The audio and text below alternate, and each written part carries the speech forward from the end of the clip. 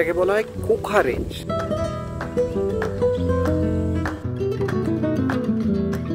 তার মধ্যেও আমরা বাজেট স্টে খুঁজে বের করার চেষ্টা করেছি। সেই পাখির ছবি তোলার জন্য এর থেকে আইডিয়াল জায়গা তো হতেই পারে না।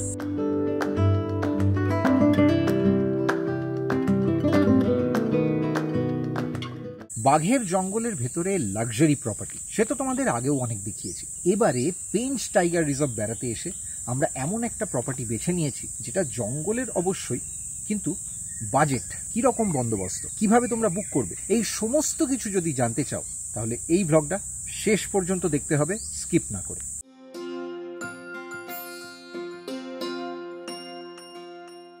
বাঘের জঙ্গলে ডুপ্লে পেন্ট হাউস চাই, বিলাসবহুল ভিলা, কটেজ লাগোয়া সুইমিং পুল কিংবা লাঞ্চে কন্টিনেন্টাল মেনু, যদি এরকম কোনো চাহিদা থাকে তাহলে শুরুতেই ডিসক্লেমার দিয়ে দিই, এই ভিডিওটা তোমার জন্য নয়। হ্যালো বন্ধুরা, টাইগার ট্রেল 2025 এর পেঞ্চ চ্যাপ্টারের শেষ পর্বে আবার তোমাদের স্বাগত। মে মাসের তীব্র গরমে আমরা যখন মধ্যপ্রদেশ রোড ট্রিপটা প্ল্যান করলাম, তখন প্রথম লক্ষ্যই ছিল পেঞ্চে বেশি করে সাফারি করব, কিন্তু থাকবো বাজেটের মধ্যে। অনলাইনে অনেক খুঁজে প্রচুর রিভিউ হাতলে আমাদের সেই সার্চ এসে থামলো ব্যানিয়ান ট্রি ক্যাম্পে। কেন, কি স্পেশাল আছে এই জঙ্গল রিসর্টে? তোমরাও বাজেটের মধ্যে পেঞ্চের জঙ্গলে বেড়ানোর পরিকল্পনা করলে কেন অনায়াসে এই রিসর্টে থাকতে পারো? আজ সেই গল্পই বলবো এই পর্বে। সঙ্গে থাকবে আমাদের পেঞ্চ বেড়ানোর অন্য একটা সাইড।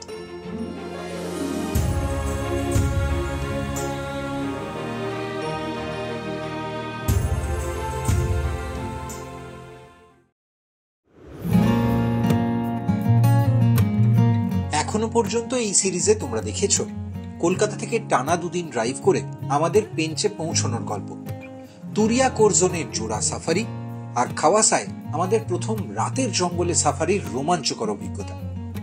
যারা মাঝপথে এই সিরিজটা দেখা শুরু করেছো কিংবা এই প্রথম ইউটিউব সাজেশনে আমাদের খুঁজে পেয়েছো, তাদের বলবো অবশ্যই আমাদের খাওয়াসার নাইট সাফারিটা দেখো। তোমাদের সুবিধের জন্য পর্বটার লিঙ্ক ভিডিওর ডেসক্রিপশনে দিয়ে দিলাম। আর যারা সব পর্ব একসঙ্গে বিঞ্জ ওয়াচ করতে চাও, তোমাদের জন্য রইল এই গোটা সিরিজের প্লে লিস্টের লিঙ্ক।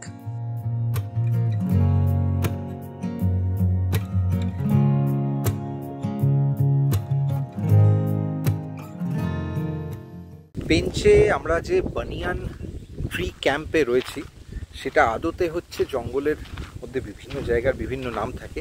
এটাকে বলা হয় কোখা রেঞ্জ। এই রেঞ্জটা কেমন সেটা আগে একটু দেখিয়ে দিই। যে ঠিক প্রপার্টির মেন গেট যেখানে, তার বাইরেই এরকম বেড়া দেওয়া আছে। এপাশে কিন্তু চাষের জমি, দেখো ফসল হয়ে রয়েছে, একদম সবুজ ঝকঝক করছে। আর এই পাশে দূরে দূরে দূরে দূরে যেগুলো দেখতে পাচ্ছ, ওই দূরে পুরো জায়গাটা জুড়ে, ওখানে কিন্তু জঙ্গলের মধ্যেই এখানে কিন্তু স্থানীয়রা বাড়ি করেছেন, গ্রাম আছে ছোট ছোট। আর এই এদিকটাও দেখো, এটা হচ্ছে প্রপার্টির আরেকটা দিক। সেখানে কিন্তু একটা ওয়াটার বডি আছে। এখানে এই যে পুরোটা দেখতে পাচ্ছ, লম্বা প্রায় 1 মানুষ সমান এরকম ঘাস হয়ে গেছে, এগুলো এক ধরনের। এটা কিন্তু আদতে একটা ওয়াটার বডি। আর তার ঠিক ওপাশটা, মানে এইখান দিয়ে যাওয়া যায় রাস্তাটা, পুরোটাই কিন্তু হচ্ছে এগুলো একদম জঙ্গল। এবং এটা বলতে গেলে এর পেছন দিকে হচ্ছে তেলিয়া রেঞ্জ, আর এ পাশটা কিন্তু খাওয়াসার বাফার জোন। মেন গেট দিয়ে ঢোকার সঙ্গে সঙ্গে প্রথমেই যেটা চোখে পড়বে সেটা হচ্ছে একদম পিওর 100% জঙ্গলের ফিলটা। এই দেখতেই পাচ্ছি, এগুলো সব কিন্তু শিকারার আওয়াজ।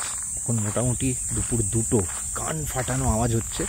আর এখানে যেখানটা আমি দাঁড়িয়ে রয়েছি, এটা কিন্তু প্রপার্টির সিংহ দরজা থেকে ঢুকে সামনে আরেকখানা ফটক আছে। আর এই মাঝের অংশটা কেমন সেটা তোমাদের দেখিয়ে দিই। এই পুরোটা দেখো, এখান দিয়ে এরকম ফেন্সিং করা আছে, ছোট ছোট বাঁশ গাছ, বাঁশের ঝাড়। আর এইখানে হচ্ছে সব গাড়ি রাখার জায়গা। এটাই কিন্তু ওদের মেন পার্কিং, মানে মূল দরজা দিয়ে ঢোকার পর এদিকটা হচ্ছে ওয়াটার বডি। আর এই ভেতরে যেটা বলছিলাম আরেকটা এন্ট্রি পয়েন্ট, এর ভেতরে কিন্তু প্রপার্টির বাকি সমস্ত ঘর, টেন্ট, সেগুলো।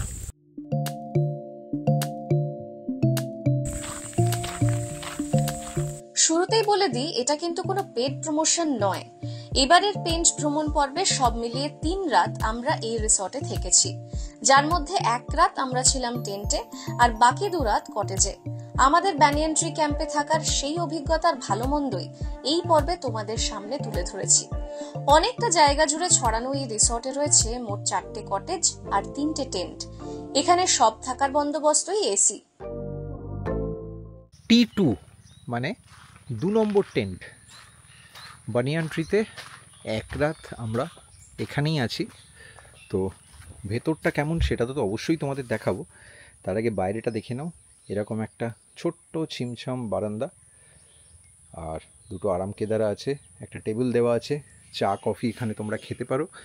আর এর ঠিক বাইরে মুখোমুখি আরেকটা টেন্ট আছে, আর ডান দিকটায় এই পাশটা, এদিকটা কিন্তু ক্ষেত আর দূরে দূরে কিছু গ্রামের বাড়ি আছে। ভেতরটা এবার দেখাই।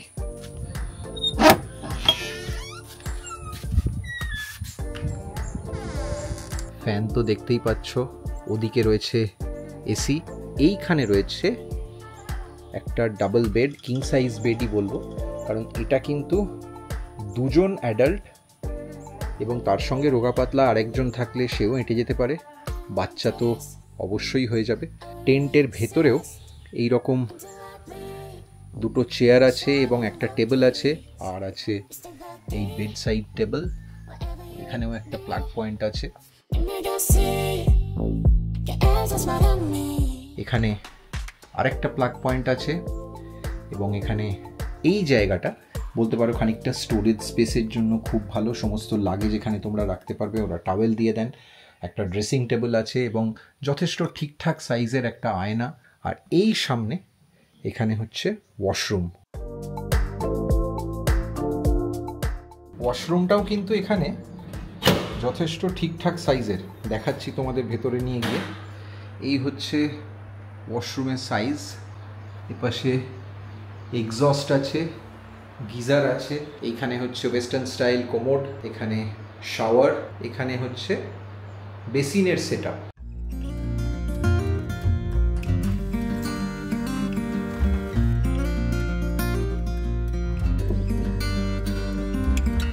জঙ্গলের প্রপার্টির ভেতরে একদম নিজস্ব ওয়াচ টাওয়ার, সেটা অবশ্য আমরা আগেও দেখেছি, বাল্মীকি নগরের কথা মনে পড়ছে, রণথম্বরেও ছিল।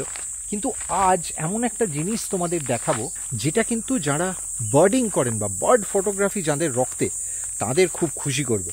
প্রপার্টির মেন গেট থেকে ঢুকেই ঠিক ডান হাতে দেখো, এটাকে আমি কি বলবো জানি না, ওয়াচ টাওয়ারের তুলনায় এটা হাইটে অনেক শর্ট, বেটে ওয়াচ টাওয়ার বলতে পারো, বা মাচান। অবশ্য সেটা লোহার ফ্রেমে, খুব পোক্ত, সলিড, সেফও, এবং তার পাশাপাশি মাথায় একটা সুন্দর শেড দেওয়া আছে। অর্থাৎ এখানে তুমি তোমার বড় লম্বা লেন্সটা আর যদি ট্রাইপড নিয়ে চলে আসতে পারো, তাহলে কিন্তু বাকি দিনটা তোমার জন্য একেবারে ফিস্ট। ধারে ধারে ধারে ধারে একদম জঙ্গল, এবং এটা হচ্ছে খোয়াসা বাফারের লাগোয়া। আর এই যে ওয়াটার বডিটা, সেটা কীরকম তোমাদের দেখাই।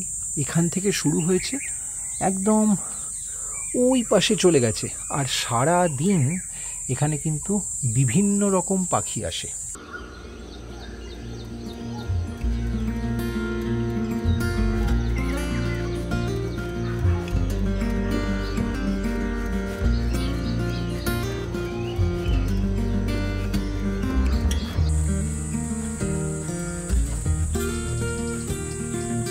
যারা বার্ডিং করেন তারা বুঝবেন, বড় লেন্স লাগিয়ে এখানে কিন্তু গাছপালার মধ্যে ক্যামোফ্লাজে থাকা যায়, যাতে পাখি বুঝতেও পারলো না তার ছবি হচ্ছে, কারণ ছবি হলে পাখিরা তো খুব সুইফট হয়, ফুরুত করে উড়ে যায়।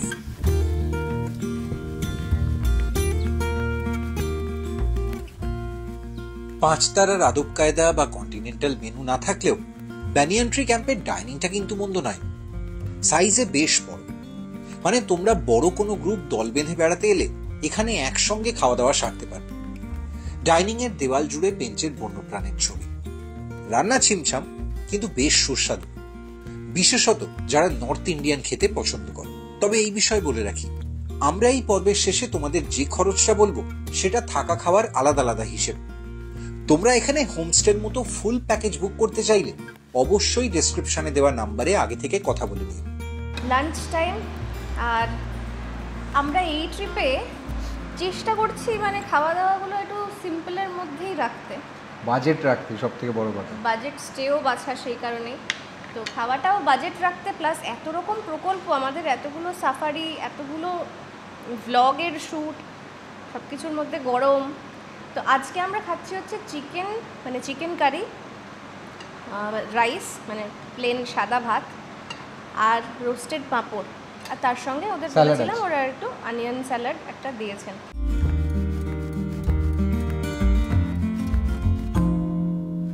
খুব বেশি খাবার দাবারের ভ্যারিয়েশন কিন্তু আশা করো না, মানে এখানে কখনো কখনো লোকাল মার্কেটে মাছ পাওয়া যায়, অ্যাভেলেবল থাকলে ওরা আনেন এবং সেটা চয়েস হয়তো জিজ্ঞেসও করেন।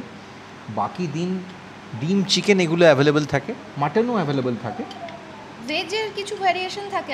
মোস্টলি নর্থ ইন্ডিয়ান বা সেন্ট্রাল ইন্ডিয়ান যে ইন্ডিয়ান ডিশগুলো হয় তার বেশিরভাগই পাওয়া যায়। খুব একদম কাস্টমাইজ, খুব স্পেশাল কোনো আইটেম চাও এবং বাঙালি খাবার আশা করো এখানে, তাহলে কিন্তু মুশকিল আছে। জঙ্গলে খাবার দাবারের ব্যাপারে কিন্তু এত ফিনিকি বা চুজি হলে হবে না।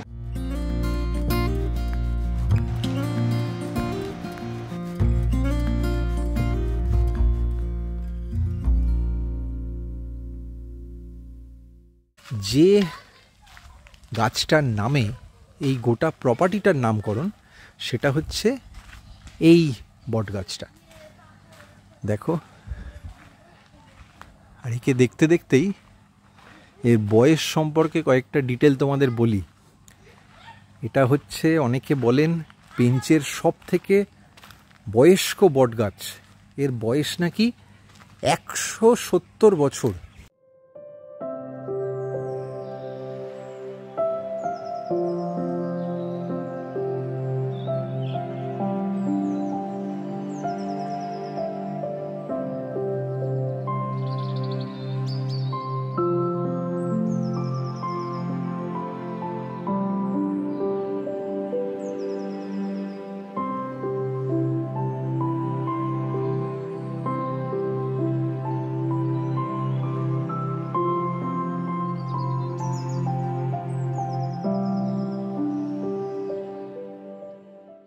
এখানকার ইকোসিস্টেমে এর কিন্তু একটা বিরাট অবদান।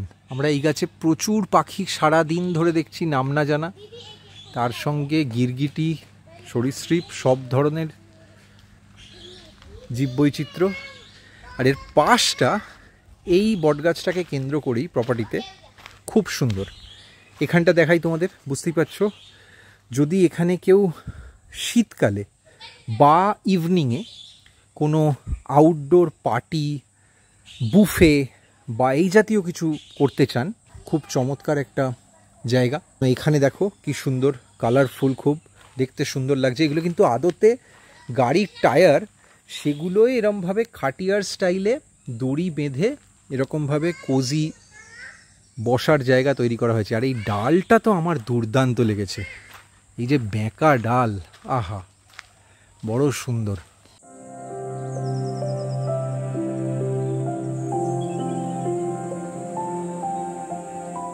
এখানে দেখো টায়ারেরই দোলনা, ছোটদের খুব মজা লাগবে। ওখানে বেশ কিছু ছোট অলরেডি তস্যিপনা করছে, ওই দেখো ওরা ওখানে দোল খাচ্ছে। আর এখানে আছে এইরকম গাছে ওঠার সিঁড়ি, প্রচুর অ্যাক্টিভিটির জায়গা।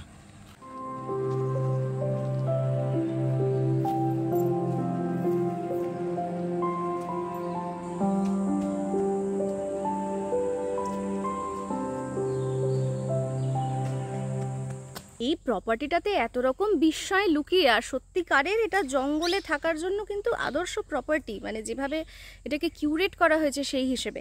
কেন বলছি, চলো আবার আরেকটা জায়গা দেখাই।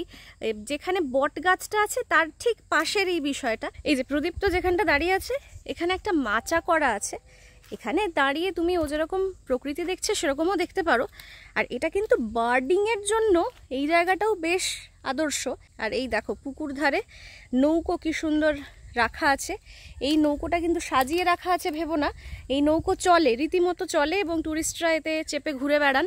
এখানে তুমি যদি পাখির ছবি তুলতে চাও তাহলেও এটাতে করে বোটিং করতে করতে ছবি তুলতে পারো। আবার যদি মনে হয় না শুধু প্রকৃতিকে অনুভব করব, সেটাও করা যায়। এই যে এখানে বোটিংয়ের ব্যবস্থাটা আছে, এটার খরচটা তোমাদের একটু বলে দিই। পার হেড 200 টাকা প্রতি ঘন্টায় বোটিং করা যায়। বোটিংয়ের জন্য মোটেই এই মে মাসটা আদর্শ সিজন নয়, এই মুহূর্তে হয়ও না। বর্ষার পরে মানে শীতকালটা কিন্তু এই বোটিং করা, পাখি দেখা দুটোর জন্যই দুর্দান্ত।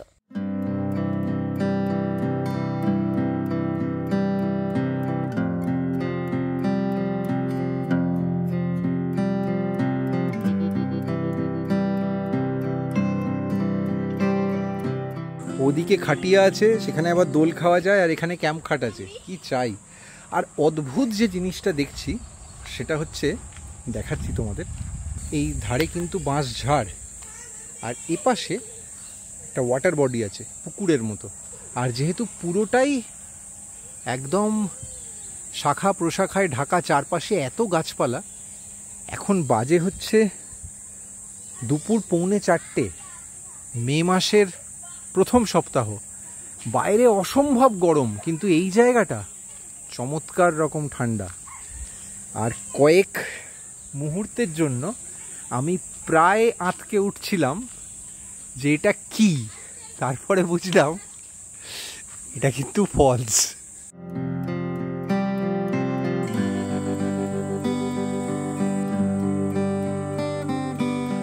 পেঞ্চের জঙ্গলে সকালের সাফারি হয় 6 ঘন্টার আর বিকেলে 3 ঘন্টার। যদি কেউ নাইট সাফারি করো সেটাও হয় 3 ঘন্টার।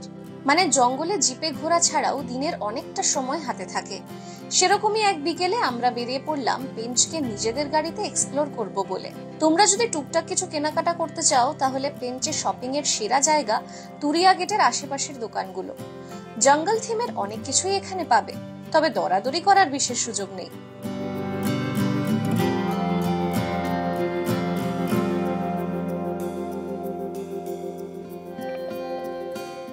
এই যে সামনে দেখতে পাচ্ছ Mowgli gift and reading studio, এটা কিন্তু মধ্যপ্রদেশ বন দফতরের নিজস্ব কাউন্টার পেঞ্চে। এখানে সমস্ত ধরনের জ্যাকেট, শার্ট, তারপরে ক্যামো প্রিন্টেড বিভিন্ন জঙ্গল থিমের জিনিসপত্র, এমনকি বাড়িতে রাখার জন্য ছোটোখাটো শোপিস, হ্যান্ডিক্রাফটসের জিনিস, বিভিন্ন ধরনের ভ্যারাইটির জিনিসপত্র এখানে সেল করা হয়। এবং এখানের যে প্রাইসিংটা সেটা কিন্তু একেবারে সরকার নির্দিষ্ট ফিক্সড প্রাইস। এছাড়া এখানে এই ধরনের বাইরেও কিছু কাউন্টার আছে, সেখানেও কিন্তু এই ধরনের কোনো টি শার্ট, শার্ট, টপ, বিভিন্ন হ্যাট বা এই ধরনের জিনিসপত্র, বালাক্লাভা এই সংক্রান্ত, যেগুলো জঙ্গলে বা বিশেষ করে সাফারি করতে গেলে কাজে লাগে, কিংবা যেগুলো এই সাফারিটাকে স্মরণীয় করার জন্য মানুষ বাড়িতে সাজিয়ে রাখেন, সেই জিনিসগুলো অ্যাভেলেবেল।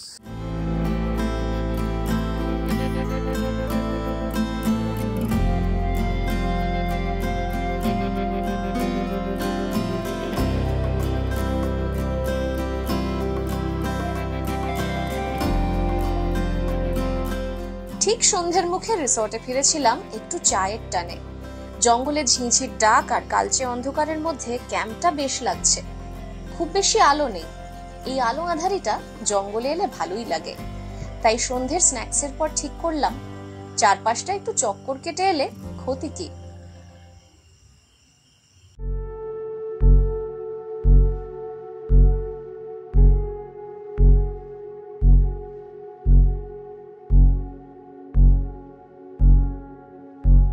কপালে থাকলে খাওয়াসা থেকে তুরিয়া যাওয়ার রাস্তাতেও সাইটিং হতেই পারে।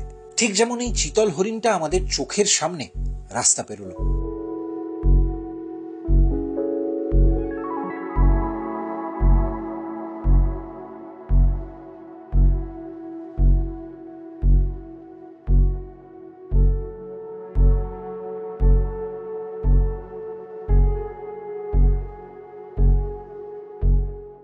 এজন্যই জঙ্গলের রাস্তায় ড্রাইভ করার সময় বাড়তি সতর্ক থাকতে হয়। আসলে সন্ধে থেকে রাত এই সময়টা নিশাচরদের নড়াচড়ার আইডিয়াল টাইম। এই সময় অনেক জীবজন্তুই রাস্তার কাছাকাছি চলে আসে। যেমন এই গোল্ডেন জ্যাকেলটা বোধহয় সন্ধ্যের জল খাবার খুঁজছে।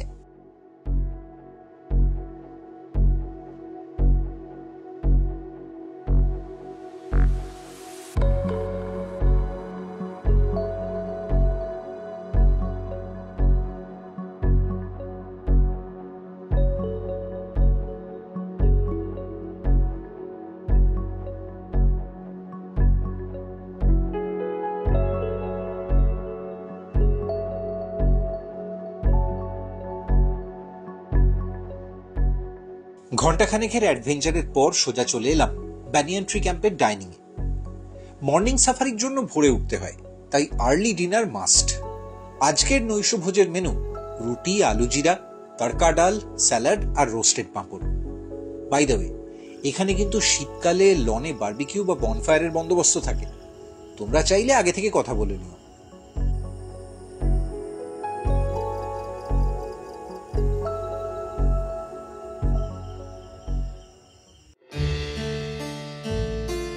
পেঞ্চের বাজেট বনবাসের পাশাপাশি কেমন ছিল আমাদের এবারের সাফারি ভাগ্য? তুরিয়া গেটে একই সাফারিতে রয়্যাল বেঙ্গল আর চিতাবাঘের আশ্চর্য সাইটিং। কেমন ছিল সেই অভিজ্ঞতা?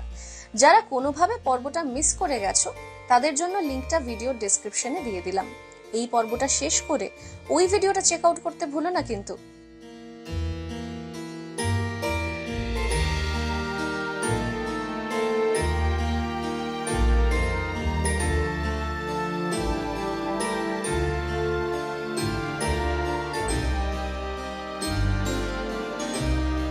পেঞ্চে ব্যানিয়ান ট্রি ক্যাম্পে টেন্টে থাকার অভিজ্ঞতা কেমন সেটা তো তোমরা আগেই দেখেছো। এবার চলো তোমাদের একটা কটেজ দেখাই, মানে যে কটেজটাতেও আমরা আছি আর কি দুরাত।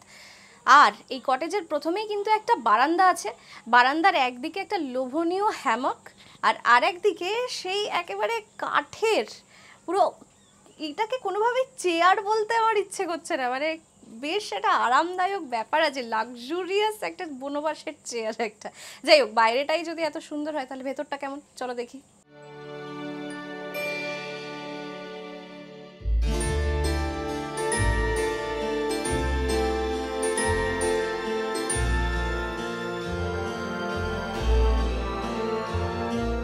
রুমটা কিন্তু বেশ বড়, মানে কটেজটা আয়তনে এতটাই বড় যে দুজন নয় 3জন অ্যাডাল্ট এখানে হাত পা ছড়িয়ে থাকতে পারবে। কেন বলছি সেটা পরে দেখাচ্ছি।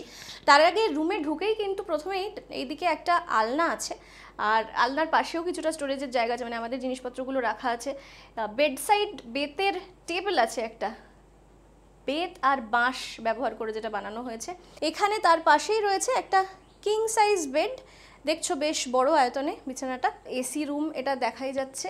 তার পাশাপাশি নিচে দেখো কয়েকটা ছবি আছে, লেপার্ড, চিঙ্কারা, তার সঙ্গে হরিণ। তো এই মানে পুরো জঙ্গলের ব্যাপারটা কিন্তু একটা রুমে ঢুকেই বোঝা যায়। আর তার পাশে যে জিনিসটা খুব ইউটিলিটি, খুব গুরুত্বপূর্ণ, এখানে কোনো ওয়ার্ড্রোব নেই, কিন্তু কি সুন্দর একটা বেতের ব্যবহার করে 3টে তাক দেওয়া একটা ওরা র্যাক বানিয়েছেন, যেখানে দেখো আমাদের ব্যাগগুলো রাখার পরেও নিচে জায়গা বাকি আছে। অর্থাৎ এটা ভালো, ইমপ্রেসিভ।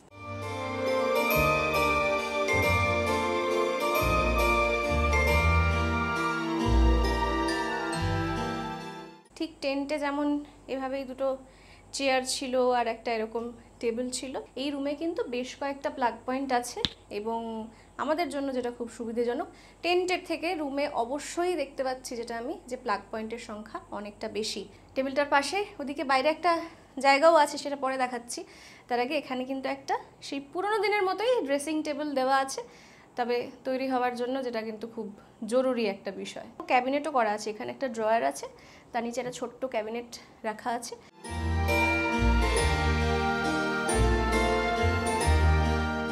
ড্রেসিং টেবিলের পাশেই একটা কিন্তু বড় জানালা আছে।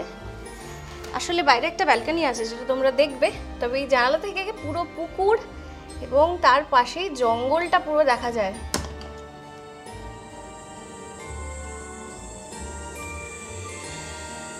এটা ওরা ব্যালকনি বলছেন, এটা আসলে পেছনের একটা বারান্দা, মানে কারণ পুরোটা এত সুন্দর খোলা। আর মানে তোমার কাছে যদি সত্যিকারের সময় থাকে, যদি তাড়া না থাকে, আর যদি মনে করো একটা বা দুটো বেলা শুধু জঙ্গলকে বসে দেখে কাটাবে, কারণ সাফারিতে দেখো এটা নির্দিষ্ট সময় দেওয়া থাকে, সারা দিন ধরে তো আর জঙ্গল দেখা যায় না, তাহলে কিন্তু এই জায়গাটা একেবারে পারফেক্ট। এখানে এরকম দুটো এইরকম একটা রাজকীয় চেয়ার, আবার এখানে একটু পায়ের ওপর পা তুলে বসবো, জীবজন্তু জল খেতে আসবে, ওদিকে জঙ্গল থেকে বসে বসে দেখবো।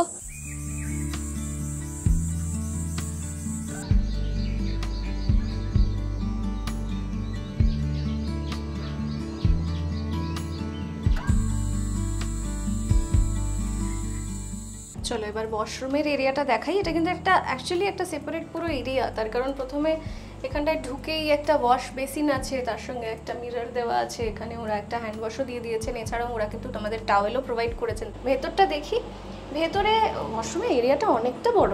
টেন্টেও যা যা ছিল সব ফেসিলিটিস সবই আছে। ওখানে এক্সস্ট চলছে, তার পাশে গিজার আছে, শাওয়ার আছে, নিচে তোমার মিক্সার সহ পুরো ট্যাপ আছে, তার নিচে বালতি মগ এইসব দেওয়া আছে। আর একদম দরজা দিয়ে ঢুকেই ডান দিকে হচ্ছে পুরো টয়লেট এরিয়াটা, মানে যেখানে কোমোড আছে।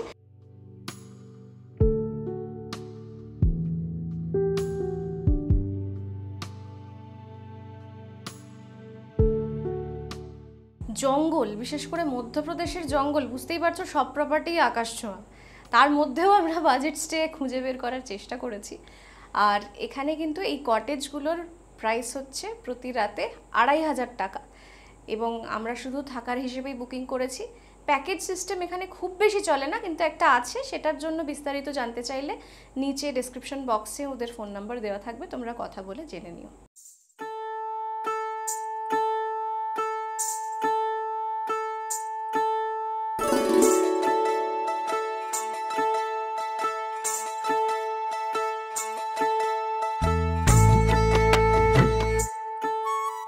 কেমন হয় জঙ্গলের সকাল? শহুরে জীবন থেকে বহু দূরে কিভাবে শুরু হয় আরো একটা দিন? ব্যানিয়ান ট্রি ক্যাম্পে সেই ফিলটা পেতে চাইলে সেরা জায়গা নিঃসন্দেহে কটেজের পেছনের এই ব্যালকনি। সামনেই জলাশয়, সবুজে সবুজ, সকাল থেকে হাজার পাখির কিচিরমিচির, সঙ্গে গরম ধোঁয়া ওঠা ম্যাগি। আহা, আর কি চাই?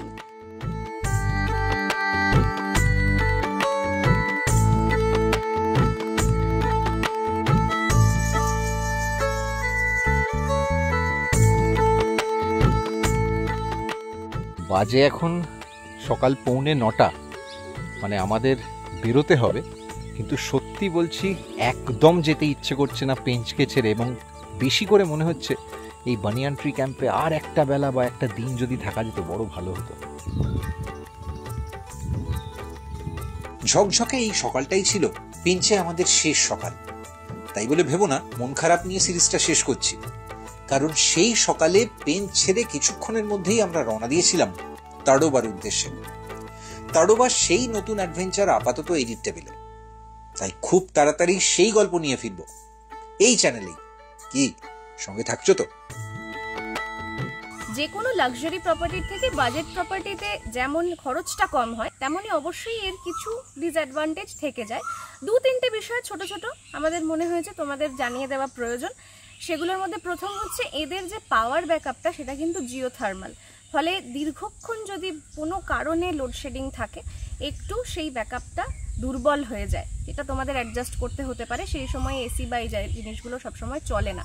2 নম্বর হচ্ছে আমরা টেন্টে যে রাতটা ছিলাম তখন মনে হয়েছিল, বা একটু ফেসও করেছি, বৃষ্টি মানে প্রচণ্ড জোরে যদি টানা 3-4 ঘন্টা বৃষ্টি হয় তাহলে টেন্টে কিন্তু একটু জল ঢুকে যায়, সেটা ওদের ডেকে বারবার পরিষ্কার করাতে হয়, এটা একটা বিষয়। এবং তৃতীয় বিষয় হচ্ছে যে কোনো লাক্সারি প্রপার্টিতে জঙ্গলে সাফারির ক্ষেত্রে আমরা দেখেছি ভোর রাতেও ওরা কিন্তু ব্রেকফাস্ট রেডি করে প্যাক করে দেন। সেই ফেসিলিটিটা এদের এখানে নেই। এদের এখানে সকাল 7টার আগে কিন্তু ব্রেকফাস্ট অ্যাভেলেবেল নয়। টাইগার ট্রেল 2025-এ আমাদের 6 পর্বের পেঞ্চ সিরিজ তোমাদের কেমন লাগলো? কোন পর্বটা সবচেয়ে ভালো লাগলো আর কেন, সেটা কিন্তু কমেন্টে জানাতে ভুলো না। আমাদের কাজ ভালো লাগলে একটা লাইক করো, আর অবশ্যই ভিডিওটা শেয়ার করো।